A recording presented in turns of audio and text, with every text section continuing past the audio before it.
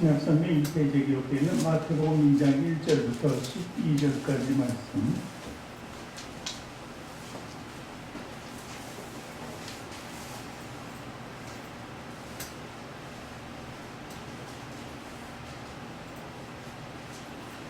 우리 찾으셨으면 우리 한 절 한 절 교독하겠습니다. 제가 먼저 읽도록 합니다. 헤로드 왕 때에 예수께서 유대 베들레헴에서 나심에 동방으로부터 박사들이 예루살렘에 이르러 말하되 유대인의 왕으로 나시니가 어디 계시냐? 우리가 동방에서 그의 배를 보고 그에게 경배하러 왔노라 하니 헤로드 왕과 온 예루살렘이 듣고 소동한지라. 왕이 모든 대제사장들과 백성의 서기관들을 모아 그리스도가 어디서 나겠느냐 물으니 이르되 유대 베들레헴이오니 이는 선지자로 이렇게 기록된 바 또 유대 땅 베들레헴아 너는 유대 고을 중에서 가장 작지 아니하노라. 여기서 같은 자가 나와서 내 백성 이스라엘의 맹자가 되리라 하셨습니다. 이에 헤롯이 가만히 박사들을 불러 별이 나타난 때를 자세히 묻고 베들레헴으로 보내며 이르되 가서 아기에 대하여 자세히 알고 뚝뚝거린 내게 보아요. 나도 그래서 그에게 경배하게 하나. 박사들이 왕의 말을 듣고 갈새 동방에서 보던 그 별이 문득 앞서 인도하여 가다가 아기 있는 곳 위에 머물러 서 있는지라. 그들이 별을 보고 매우 크게 기뻐하고 기뻐하더라. 집에 들어가 아기와 그의 어머니 마리아와 함께 있는 것을 보고 엎드려 아기께 경배하고 보배 앞을 열어 황금과 위안과 몰약을 예물로 드리니라. 그들은 헤롯에게로 들어가지 말라 지시함을 받아 다른 길로 고국에 돌아가니라. 아멘. 올해는 좀 암울하죠, 크리스마스가. 그래도 우리 기쁨으로 오늘 예배드리는 날입니다. 가장 중요한 것은 우리 하나님께 영광을 올리고 아기 예수 탄생을 우리가 기뻐하는 초점을 맞추는 게 있습니다. 우리 서로 인사하실까요? 메리 크리스마스라고 앞에 가고 있는 거예요. 메리 크리스마스. 메리 크리스마스. 메리 크리스마스. 메리 크리스마스. 이 성탄절을 기쁨으로 보내야 되는데 어찌됐든 상황이 어찌됐든 우린 기쁜 마음으로 아기 예수를 탄생하고 우리 구원을 다시 한번 선포하는 그런 기쁨을 찬 시점에 있다는 것을 확인하는 그런 시간이고 또 그런 예배가 될 줄 믿습니다. 사도행전 8장에 보면은 이디오피아의 내시, 뭐 겨울 들자면 이디오피아의 내무부 장관쯤 되는 사람입니다. 그 사람이 예루살렘에 왔습니다. 그리고 예배를 드렸죠. 예배를 드리고 이제 돌아가는 길입니다. 그 돌아가는 길에 이사야 선지자의 글을 읽습니다. 이렇게 보고 있는데 그때 마침 이렇게 지나가다가 빌립이라는 집사가 있었어요. 초대교회 7집사를 임명했는데 그 중에 한 사람 빌립입니다. 초대교회 집사도 대단한 역량을 가지고 있었어요. 믿음, 말씀, 하나 충만하지 않은 게 없었죠. 그 빌립이 길을 가다가 그 이사야 선지자의 글을 읽는 그 내시를 봤습니다. 이디오피아 사람이죠. 그리고 하면서 당신 그 읽고 있는데 그 뜻을 아느냐 그랬더니 전혀 모르겠대요. 왜냐하면 이디오피아 사람이니까 읽기는 읽어도 그 내용을 잘 깨달을 수 없었던 것이죠. 그래서 빌립 집사가 성령이 충만해서 말씀도 충만하죠. 그래서 그에게 그 내막을 쫙 얘기해 줍니다. 가르쳐 줍니다. 이 글은 바로 우리 모든 인류를 위한 예수 탄생을 시작해서 모든 것을 기록한 하나님의 놀라운 글이다. 이렇게 이야기합니다. 그것을 이제 이디오피아의 그 내무장관 내시가 이제 듣고 깨닫게 됩니다. 알게 되는 거예요. 그리고 나서 이제 이디오피아 내시는 돌아가서 이디오피아 자체를 이제 나중에 그 국교로 그리스도교를 받아들일 정도로 아주 이제 기독교 국가가 되죠. 이 엄청난 일이 이 빌립 집사를 통해서 이루어졌는데 그때 일하신 분이 누구시냐면 성령님입니다. 성령님이 빌립을 통해서 성령님이 또한 그 말씀을 깨닫게 해준 거예요. 성령님이 아니고서는 그것을 깨닫게 해줄 수가 없는 것이죠. 그래서 이 성령의 역사하시는 건 아주 대단하다는 것을 우리는 알아요. 그 내시가 침례를 받고 이렇게 세례를 받은 거예요. 세례를 받고 그 후에 들어가서 예수를 전파하고 그것이 국교가 되었으니까 그 이디오피아는 일찍이 예수 그리스도를 믿는 나라가 되었다는 것입니다. 성령이 없이는 모든 하나님의 역사는 이루어지지 않습니다. 오늘 동방박사 세 사람도 마찬가지입니다. 성령이 이끄시지 않았으면 그 사람들은 오늘과 같은 일을 할 수 없었던 것입니다. 그리고 또한 마찬가지입니다. 우리 모든 것이 성령의 역사대로 흘러간다는 것을 알아야 됩니다.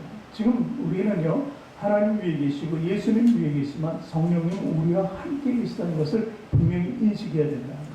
그리고 우리 삶의 하나하나 모습이 다 누가 보고 계세요?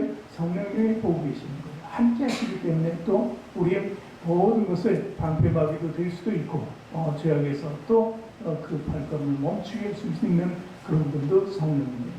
우리가 구했을 때 그런 일이 가능하게 된다는 것을 우리가 또 알아야 된다는 것이죠. 인류 역사에 가장 큰 뉴스도 굉장히 많습니다. 사실은 우리가 뭐 최근을 보면은 역사가 너무 기니까 그 중에서 너무 1, 2차 세계대전도 대단한 것이 있고 우리나라로 치면 6.25 동란 같은 건 굉장히 큰 뉴스입니다. 그리고 지금 현 시점에서는 코로나19로 말미암아 전 세계가 지금 요동치고 있는 거죠. 이건 굉장한 뉴스입니다. 그러나 그 역사 속에서 가장 큰 뉴스는 바로 예수 그리스도의 탄생이라는 것입니다. 그리스도의 탄생이라는 것이 하나님 편에서 보면은 참으로 우리가 볼 때는 위대한 일인데 참으로 아프기 짝이 없는 일이었습니다. 왜냐면요, 삼위일체 하나님께서 굉장히 그 결정을 내리시기에 정말 힘들었을 거예요. 사실 창세기서부터 이 일은 이루어질 것을 계획을 했지만 실제로 행하는 데는 많은, 제가 볼 때는 하나님도 아픔이 있었을 것이다 이렇게 보는 거죠. 하나님 편에서는 어때요? 독생자 예수 그리스도를 이 땅에 내어주셔야 되는 거예요. 십자가에 못 박기까지 계속해서 내어주셔야 되는 그 아픔이 있었다는 것입니다. 또 예수 그리스도는 또 몸소 그것을 아기 예수로 이 땅에 또 태어났어야 되죠. 그리고 태어나고 또 자라고 모든 수난을 겪고 십자가에 못 박혀 죽으셨다는 그 본인 모든 것을 감당했으면 그런 큰 아픔이 있었다는 것입니다. 오죽하면은 이 잔을 여기서 피하자고 돌려달라고 이렇게까지 이렇게 애원하며 기도했을 거예요. 그 아픔이 있었다는 것을 합니다. 또 성령님은요, 그것을 성령이 무슨 일을 하셨습니까?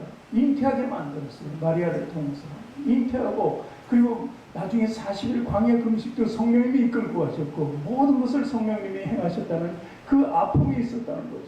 행하는 아픔은 얼마나 또 있었겠습니까? 그런 아픔 속에 있었지만 우리에게는 어때요? 인간의 편에서 보면 그것은 참 우리에게는 가장 큰 기쁨입니다. 우리 소망이 되시고 비전이 되시고 우리에게 영생을 주는 그런 놀라운 일이었다는 거예요. 우리는 온통으로 기쁨으로 가득 차고 축복의 삶을 살 수 있지만 하나님 편에서는 그렇게 어려웠던 일이 행해졌다는 것입니다. 그 일의 시작이 바로 성탄절에는 그 기념하는 예수 그리스도의 탄생일이라는 것입니다. 크리스마스라는 것은 바로 예수라는 그리스도하고 그리고 메스라는 그 미사의 천주교로에 의하면 미사를 드린다고 그러죠. 예배를. 그래서 그 성탄절 예배를 뜻합니다. 또 조금 더 나가면 성탄절의 페스티벌이라고 하는 축제를 얘기하는 것이죠. 우리 믿는 사람들에게 이것이 축제가 될 수 있으니까. 그런데 불구하고 정말 이제 세월이 변하고 요즘 삶을 보면은 모든 것이 크리스마스가 이 성탄절 예배에 집중되는 것이 아니라 상업주의로 전락했어요. 상업주의. 그렇지 않습니까? 성탄절 되면은 뭐 성탄절 특수해가지고 백화점부터 바겐세일하고 해서 아주 온 사람들이 선물을 사고 돈을 쓰는데 아주 유동을 치고 있습니다. 올해는 좀 코로나 때문에 좀 잠잠한 것 같기도 하지만 그리고 아이들은요 뭐에 초점을 맞춥니까? 예수 탄생이 아니라 산타크루스한테 초점을 맞추고 있어요. 뭔가 받는 날. 그러니까 많이 퇴색해져가는 그런 모습을 볼 수가 있습니다. 그런데 이 성탄절 이때 우리는 이렇게 살아가는 이때 더욱더 예배에 집중하고 감사하는 생활을 해야 된다는 것이죠. 오늘 동방 박사를 보면은 정말 그 세 사람이라고 나와 있지는 않습니다. 사실 동방 박사들을 보면은 어쩌면 이 사람들을 통해서 예배와 참된 경배와 그 참된 주님께 영광을 돌리는 삶이 얼마나 큰 것인가를 보여주고 있는 것입니다. 그들은 과연 어떤 사람들이었을까 보면은 첫 번째는 헌신적인 사람들이 있다는 거예요. 오늘 말씀 1절을 한번 같이 읽어볼까요? 헤롯 왕 때 예수께서 유대 베들레헴에 나심에 동방으로부터 박사들이 예루살렘에 이르러 말하되. 자, 배경이 헤롯 왕 때입니다. 헤롯 왕, 그 역사 속의 실존 인물입니다. 전부. 지금 헤롯 왕이 그 역사 속에 무슨 가식적으로 종교적으로 이렇게 만들어낸 인물이 아닙니다. 헤롯 왕은 아주 당대에 아주 악하기로 유명한 왕이었습니다. 로마에서 이스라엘을 점령하고 그리고 그들을 다스리기 위해서 어떻게 되냐면 분봉왕이라고 해서 힘이 없습니다. 정치적인 힘도 없고 군사적인 힘도 없습니다. 그저 종교적인 것만 좀 감당하면서 그들을 안정시킬 수 있는 형식적인 왕을 하나 세웠는데 그래서 분봉왕이라고 하는데 바로 헤롯이었습니다.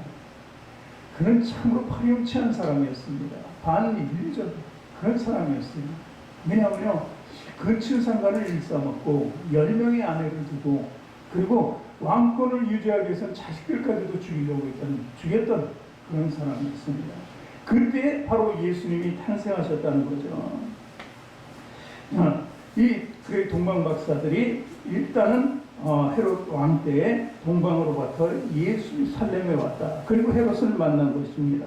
2절을 볼까요?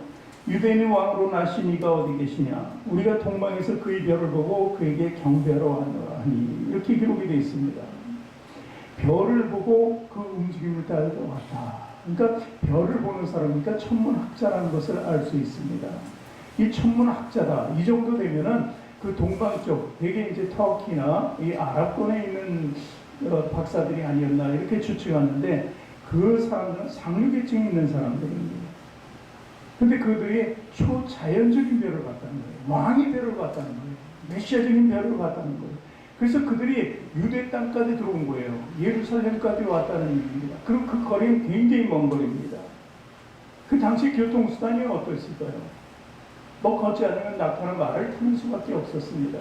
그러면서 그 먼지 나는 도로가 없는 그런 길들을 거쳐서 그 별만을 보고 쫓아왔다는 것입니다. 그런 어려움을 무릅쓰고 왕 대신 그 메시아 대신 별을 발견했기 때문에 쫓아왔던 그들의 삶을 볼 수 있는 거예요. 그리고 그들에게 그냥 온 것이 아니라 그들을 경배하고 뭔가 자기네들이 준비한 예물을 드리고 왔단 말이에요. 그것이 헌신적인 것입니다. 뭔가 받기 위해서 추구하기 위해서 온 것처럼 보이는 것이 아니라 드리려고 왔다는 그 사실의 헌신적인 모습을 우리는 볼 수 있는 것입니다. 그것이 바로 신앙생활이라는 거예요. 우리 교인들도 마찬가지입니다. 십자가의 길을 가는 거예요. 우리가 모든 고난이 있고 험한 길이 있더라도 그 길을 갈 수 있는 것, 평안의 길은 아닙니다. 분명히 고난의 길인 것을 알면서도 가야 된다는 거예요. 왜? 그곳에서는 왕이 계시기 때문에. 그걸 보지는 못했지만 그곳에는 분명히 왕이 있다는 것을 알고 그들은 확신에 찬 그 행위를 했다는 것입니다. 우리는 보이잖아요. 보이지 않는 것을 우리는 보고 있습니다. 그분이 왕 되시고 예수 그리스도가 왕 되신 걸 알고 확신하고 있는 사람이라면 그 길이 험한 길이거든요. 십자가의 길을 가신 예수 그리스도의 험한 그 모습을 보면서 그것을 연상하면서 나도 그 십자가를 지겠다는 그 마음으로 우리는 움직이고 가야 한다는 것입니다. 동방 박사에게서 배울 수 있는 것 바로 그겁니다. 내 삶을 두고 모든 것을 주님께 초점을 맞출 수 있는 그런 삶으로 바꾸는 그런 우리 인생이 되고 그것이 바로 믿음이고 예수 그리스도를 믿는 삶이라는 것입니다. 참된 예배라는 것이 그렇게 쉬운 것만 아니라는 것을 이야기하는 거죠. 그들은 오다가 온갖 위험을 무릅쓴 것이죠. 목숨까지도 걸고 온 것이죠. 이처럼요 우리 예배도 마찬가지로 생명을 바치는 예배가 되어야 한다는 것입니다. 그 왕을 찾아 나서는 것, 오늘 동방박사처럼 움직이는 것, 그것이 바로 성탄 축하의 중심이 되어야 된다는 거예요. 오늘의 중심, 오늘 예배의 중심은 바로 거기에 있다는 것입니다. 우리가 왕께 나와 그분을 경배하고 그분을 마음껏 예배하는 데 있다는 것을 믿으시기 바랍니다. 자, 두 번째 동방박사 그들은 어떤 사람? 인생의 참 목적을 알았다는 것입니다. 2장 2절을 다시 한번 봅니다. 유대인의 왕으로 나신 이가 어디 계시냐? 우리가 동방에서 그의 별을 보고 그에게 경배하러 왔다. 유대인의 왕이 어디냐? 이렇게 확정돼서 얘기를 합니다. 그 왕을 만나겠다는 거예요. 유대인의 왕인데 동방 박사들은 이방 사람들이에요. 근데 왜 왔냔 말이에요. 그들의 목적은요, 그 구원이 단지 그들 유대인들에게만 있지 않다는 것을 분명히 알고 있는 사람이에요. 모든 인류를 향해 있기 때문에 자신들이 그 별을 볼 겁니다. 그 별을 유대인들만 구원한 다음에 유대인들에게 비춰줘야 되는데 자기들이 뻔하게 확실하게 볼 수 있었다는 것은 자기네들도 구원의 대상자 메시아를 볼 수 있었다는 것. 이 천문학자이면서도 마음속에는 그렇죠, 과학이나 뭐 천문학을 많이 아는 사람일수록 하나님의 존재에 대해서 더욱더 깊이 알려고 하는 그런 특성이 있습니다. 그렇듯이 이 동방박사도 마찬가지죠. 유대인의 왕, 그는 바로 우리 왕이라고 이렇게 말할 수 있었던 것입니다. 자, 그리고 2장 11절 말미에 보니까 이렇게 또 기록됩니다. 집에 들어가 아기와 그의 어머니 마리아가 함께 있는 것을 보고 엎드려 아기께 경배하고 보배압을 열어 황금과 유황과 몰약을 예물로 드리니라. 자, 그들의 목적은 뭐예요? 인생의 참 목적. 그들의 목적은 무엇일까요? 오늘 11절에 얘기하고 있습니다. 왕께 경배하고 예물을 드리는 데 있다는 것입니다. 이것이 중요한 것이죠. 그들이 가서 마리아에게 수고했습니다. 요셉에게 참 너도 이렇게 여기까지 와서 이렇게 고난 중에 애를 낳게 해주니 너도 참 수고했다. 그들을 수고를 뭐 이렇게 달래주고 위로해주고 격려해주러 온 것이 아닙니다. 그들의 목적은요, 바로 왕께 경배하는 데 있어요. 그리고 자신이 갖춘 모든 것을 드리는 것입니다. 그것이 바로 그분에게 과연 무엇을 드릴까? 그들이 생각했을 거예요. 아, 나는 무엇을 드려야 되겠다. 나는 무엇을 드려. 서로 각자 생각을 했을 거예요. 그 끝에, 아주 그 장구한 끝에 결정한 것이 오늘 세 가지 예물이라는 것입니다. 그들의 목적은 내가 무엇을 드릴까 생각하고 그것을 발견하고 알고 깨닫고 그것을 준비해서 마침내 그 고난의 길을 건너서 그분 앞에 경배하고 드렸다는 것입니다. 그것이 목적이었다는 거예요. 이런 왕에게 드리는 황금의 목적은 뭐예요? 그대로예요. 황금은 왕에게 드리는 거예요. 그래서 황금이라는 것은 드리면서 왕이라는 것을 인정하는 것이었습니다. 당시의 그 풍습이라고 볼 수 있죠. 관습이라고 볼 수 있죠. 그래서 그는 황금을 가져다가 아기 예수께 드렸다는 것입니다. 잘 생각해 보세요. 말구에 마구간에서 태어난 아기에게 무슨 황금을 드려요. 가는 순간 들어가는 순간 여기 아니네 하고 말았을 거예요. 우리가 잘못 왔네 이럴 수 있을 거예요. 근데 그들은 확신이 있었기 때문에 그 자리에 들어갈 수 있었고 그 냄새나고 그 지저분한 곳에서 엎드릴 수 있었고 그리고 드릴 수 있었다는 것입니다. 그래서 왕은 황금은 왕을 상징하죠. 그렇다면 유황은 뭐예요? 유황은요, 제사 드릴 때 씁니다. 그러니까 대제사장의 역할을 하는 것입니다. 제사장의 역할을 유황으로 대신하는 거예요. 제사를 지내는 그곳에는 항상 유황의 향기가 있는 것입니다. 그리고 몰약은 뭐예요? 죽은 사람에게 그 시신을 이렇게 발라서. 이 세 가지를 보니까 어떤 것을 의미하냐면 황금은 왕을 의미합니다. 두 번째, 유황은 무엇을 의미합니까? 대제사장. 그리고 세 번째는 뭐예요? 몰약은 희생 제물을 얘기하는 거예요. 이것이 바로 예수 그리스도의 앞으로 펼쳐질 모든 사건과 관련이 있었다는 거예요. 그러니까 이 세 가지를 통해서 왕 되심을 인정하고 대제사장 되심을 인정하고 희생 제물이심을 인정한 것입니다. 이 동방박사는 보통 사람들이 아닙니다. 하나님께서 성령님을 통해서 그들에게 가르쳐 줬다는 것이죠. 그래서 결국 예수 그리스도를 상징하는 거죠. 이 세 가지가. 예수 그리스도는 왕이시잖아요. 왕 중에 왕이십니다. 예수 그리스도께서는 대제사장으로 우리 모든 제사를 한 번에 드릴 수 있는 제사장이었고, 그리고 희생제물이 된 거예요. 우리 대신 대속물이 되셨다는 것입니다. 이것이 성탄절 동방박사를 통해서 우리에게 가르쳐주는 대목입니다.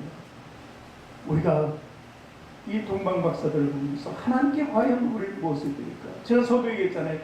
하나님, 예수님, 성령님이 그 큰 희생으로 우리에게 구원을 베풀으셨는데 우리는 과연 무엇을 드릴까? 아니, 이것을 드리지도 않고 인정하지도 않는 많은 사람들이 있다는 것을 우리는 알아야 합니다. 우리는 인정하며 그럼 내가 하나님 위해서 과연 무엇을 드릴까? 이 시점에서 내가 성탄절날 정말 내가 헌신적인 그 삶을 통해서 하나님께 드릴 것은 무엇일까? 제가 얘기하는 것은 물질만을 요구하는 것은 아닙니다. 물질입니다. 온 마음을 다 드려야죠. 신령과 진정으로 예배를 드릴 수 있어야죠. 그리고 내가 예물을 드릴 수 있다면, 그 넉넉함이 있다면 드릴 수 있는 것, 그것이 바로 우리가 성탄절을 다시 한번 마음을 가다듬고 하나님 향해서 할 수 있는 일이라는 것을 믿으시기 바랍니다. 이런 행위가 성탄절 우리는 이루어야 할 우리의 동복인 것입니다. 세 번째 마지막은 동방 박사들은 결국 마지막에 어떻게 했어요? 다른 길로 갔다는 것입니다. 다른 길. 마태복음 2장 12절을 읽습니다. 그들은 꿈에 헤롯에게로 돌아가지 말라 지시함을 받아 다른 길로 고국에 돌아갔다. 이렇게 기록이 되어 있습니다. 왜 다른 길로 가라고 꿈에 나타났고 그들은 또 그대로 이제 행할 수밖에 없었죠. 그렇게 했습니다. 또 왜? 그 이유는요. 자, 마태복음 2장 8절에 있습니다. 2장 8절 말씀 같이 읽습니다. 베들레헴으로 보내매 이르되 가서 아기에 대하여 자세히 알아보고 찾거든 내게 구하여 나도 가서 그에게 경배하게 하라. 참 이 말이요. 귀에 들릴 때는 참, 야, 이 왕은 대단한 사람이네. 우리가 가서 정말 딱 발견해서 얘기하면 자기도 와서 경배한다. 그런데 그럴까요? 제가 서도 얘기했죠. 뭐라고요? 이 헤로드 왕은 자식까지 왕권을 위해서 죽인 사람이라고 했잖아요. 그러니 보면은 경배하는 것이 아니라 죽이려고 했던 거예요. 자기 외에 누가 왕이 될 수 있어? 그 왕은 시조차 다 없애버려야 돼요. 이런 마음을 가지고 있던 사람입니다. 그래서 그 증거를 보면 마태복음 2장 16절을 보면 알 수 있습니다. 자, 16절에 같이 읽습니다. 예, 헤롯이 박사들에게 속은 줄 알고 심히 노하여 사람을 보내어 베들레헴과 그 모든 지경 안에 있는 사내아이를 박사들에게 자세히 알아본 그 때를 표준하여 2살로부터 그 아래로 다 죽였다는 거예요. 이 박사들이 다른 길로 가버렸어요. 얘기 안 하고 싹 가버렸어요. 꿈에 나타난 대로 성령님이 인도하시는 대로 했다는 것입니다. 그러니까 나중에 속은 줄을 알았던 거예요. 그러니까 아이를 찾지 못하니까 그 지경에 베들레헴과 그 지경에 있는 아이들 그 시점으로 해서 2살이 기준으로 해서 다 죽이라는 거예요. 2살 2년 안에 있는. 그러니까 죽이려는 목적이 분명한 것이었죠. 근데 2장 13절을 보니까 자, 또 있습니다. 그들이 떠난 후에 주의 사자가 요셉에게 현명하여 이르되 헤롯이 아기를 찾아 죽이려 하니 일어나 아기와 그의 어머니를 데리고 애굽으로 피하라. 그러니까 16절에 일어났으니까 13절에 이미 예수님께서는 피신했다는 거예요. 요셉과 마리아를 통해서 다 애굽 쪽으로 피신했다는 것입니다. 자, 이렇게 다른 길로 가는 동방박사들. 자기가 그 헤롯이 얘기한 대로 그 길로 도로 갔다면 어떻게 됐을까요? 그랬으면 아기 예수는 죽었겠죠. 물론 죽었고 동방박사들도 어쩌면 그대로 놔두지 않았을지도 모릅니다. 이런 상황이 있었다는 것을 우리는 알아야 됩니다. 그러니까 우리는 이 말씀을 통해서 알 수 있는 것이 무엇입니까? 다른 길로 가야 된다. 다른 길로 가야 된다. 우리의 길은 그 길이 아니라는 것을 분명히 알아야 됩니다. 사실 우리의 길은 어디에 있습니까? 예전의 길, 우리가 쭉 살아왔던 그 길은 죄악의 길이었어요. 그런데 이제 다른 길을 찾았던 것입니다. 다른 길은 어떻게 돼요? 이제 죄악을 거두면 의로운 길로 갖게 돼 있어요. 예전에는 사망의 길로 왔었다는 것입니다. 그런데 사망의 아니 생명의 길로 나가게 됐다는 거예요. 우리는요, 오늘 말씀을 통해서 동방박사가 그 죽을 길로 간 것이 아니라 피해서 다른 길로 간 것처럼 우리 여태까지 살아온 인생이 잘못되는 것을 알았다면 아기 예수를 통해서 왕 되신 그분을 통해서 우리 잘못된 과거를 다 묻어버리고 이제는 다시 다른 길로 가야 된다는 거예요. 이제 구주를 맞는 그 탄생을 기념하는 그 자리에 섰다면 예수 그리스도와 함께 동행하는 길을 가야 된다는 거예요. 전에는 세상을 붙잡고 살았지만 이제는 우리 길은 달라졌다는 것을 분명히 알아야 한다는 것입니다. 오늘 성탄절을 맞아서 우리는 오늘 이 동방박사처럼 그 삶의 길을 가야 됩니다. 우리의 헌신이 필요할 때는 우리 헌신이 믿음은요 헌신을 통해서 이루어진다는 것을 분명히 알아야 된다는 거예요. 그리고 인생의 목적이 뭐예요? 우리 삶의 왕을 만나는 거예요. 천국의 삶을 살기 위해서는 하나님을 올바로 알고 그 하나님의 뜻에 따라 살아야 한다는 것이 바로 우리 인생의 목적이 되어야 된다는 거예요. 그 인생의 목적을 알았다면 이제 우리는 이제 새로운 길을 향해서 늘 가야 돼요. 그리스도의 길, 십자가의 길, 이 길만이 우리의 길인 것을 분명히 깨닫고 알아야 한다는 것입니다. 성탄절을 맞아서 우리 모두가 다시 한번 경각심을 높이기를 원합니다. 그리고 예수 그리스도를 왕으로 섬기는 우리 안에 대제사이고 그리고 우리의 희생제물을 했던 그 희생을 우리는 감격으로 받아들여요. 그 감동이 성령님 통해서 우리를 늘 조명할 수 있어야 돼요. 그 삶을 사는 저와 여러분이 되시기를 주님의 이름으로 축원합니다.